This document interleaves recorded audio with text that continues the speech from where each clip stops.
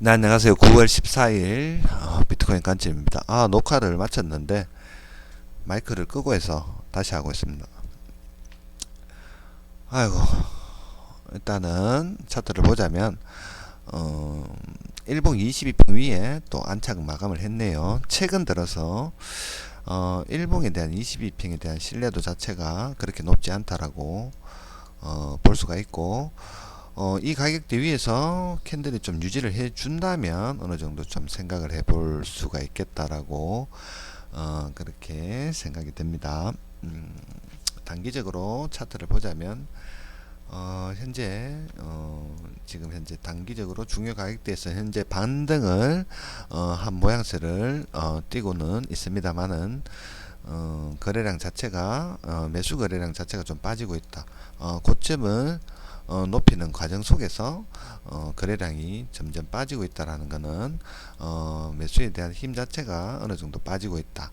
거래량 다이버전스라고 그렇게 보시면 되고, 보조 지표상의 어떤 그런 부분도 맥디 같은 경우에 앞전에 상승 파동에 비해서 현저하게 낮아지고 있다라는 것은 힘이 딸린다라고 그렇게 보시면 되겠습니다. 현재는 반등이 있다 하더라도 좀 빠질 가능성이 높지 않겠나라고 생각이 들고, 이 직전에 고점을 넘기는 과정 속에서 거래량이 동반이 된다면, 앞전 거래량보다 좀 월등한 어떤 거래량이 동반이 된다면 상승을 생각해 볼 수 있다라고 생각이 들지만, 거래량이 없다면 이 고점을 넘기더라도 빠질 수 있다라는 부분, 만약 이 고점을 넘긴다면 예상해 볼 수 있는 가격대는 일봉상 볼벤에 대한 어떤 그런 상단과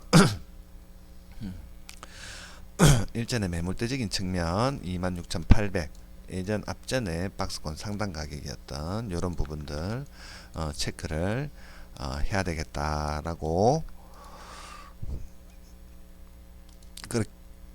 그렇게 생각이 됩니다. 요렇게 볼 수가 있겠죠. 그리고 최근에 언급을 드렸던 이 미들라인에 대한 가격대에 대한 신뢰도가 좀 낮아지지 않았나. 지금 어떤 저항력과 지지력이 생기지 않고 있다라는 부분은 이 부분에 대한 매물대에 대한 어떤 그런 해소가 있었다라고 볼 수가 있고, 지금 위쪽으로 지금 저항이 지속적으로 받고 있는 26,500과 26,600에 대한 부분, 이런 부분에 대한 현재 저항을 한 3번 정도 받았던 부분을 박스권 상단이라고 가정을 두고, 박스권 하단에 대한 가격대는 어제 언급을 드렸던 반등 이후에 2차 매수세가 발생된 부분, 이 부분은 또 향후에 반전 라인이라고 또 볼 수도 있겠죠. 이런 부분이 빠지면 하방까지 내려갈 수 있다라는 부분, 어느 정도 이전에서 좀 매수를 받아볼 만한 어떤 그런 가격대는 현재 25,850 요런 부분이 좀 유력해 보인다라고 생각이 듭니다. 한번 체크를 해보자면 이 정도에서 체크를 해보자면 이렇게 형성이 되네요. 25,800에서 850 라인 여기를 매물대라고 미들라인이라고 또 봐도 괜찮겠습니다. 매수를 한번 받아볼 만한 가격대는 현재 그렇게 보인다. 네, 그렇게 보입니다. 이렇게 또 준비를 또 할 필요가 있겠죠. 이런 부분이 좀 중요 가격대다라고 그렇게 인식이 들고, 언급을 드렸듯이 현재는 매수에 대한 거래량이 빠지고 있다 라고 본다면 반등을 하기보다는 좀 빠질 가능성이 높지 않겠나라고 생각이 듭니다. 현재 요 캔들 두 개만 본다고 하더라도 올렸을 때의 어떤 거래량보다 현재는 1시간 차트상의 하락 장악 캔들이 발생이 되고 매도 거래량이 월등하다라고 그렇게 본다면 좀 눌릴 가능성이 있지 않겠나라고 생각이 됩니다.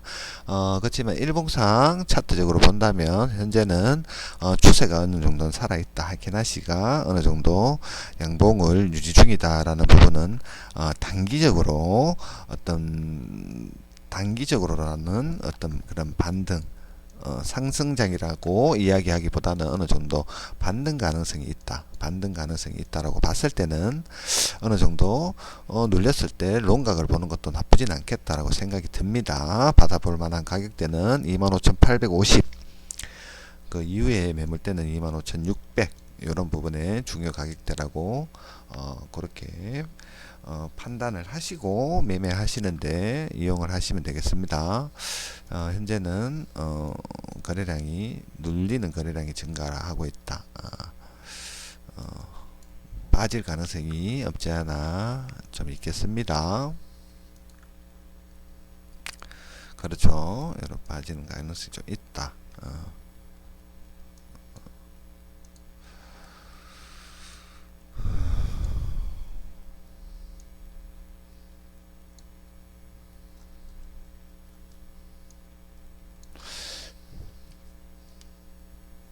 이렇게 눌리다가 뭐 하나 이 거래량에 대한 어떤 그런 거래량과 캔들에 대한 부분에 대해서 좀 언급을 드리자면 반등하는 어떤 그런 구간에서의 어떤 그런 캔들의 모양 자체는 어느 정도 도지성, 이런 도지성은 또는 영망치 캔들이 좀 나온다.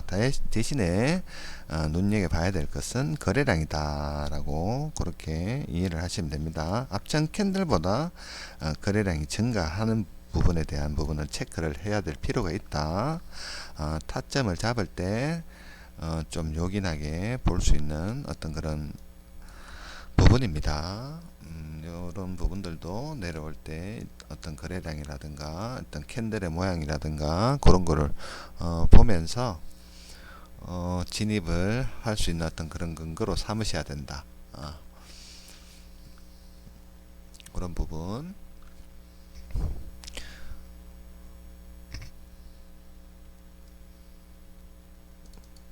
이런 지표들도 중요하긴 한데 차트 볼 때 직관적으로 바로 적용을 할 수 있는 부분은 캔들의 형태와 거래량입니다.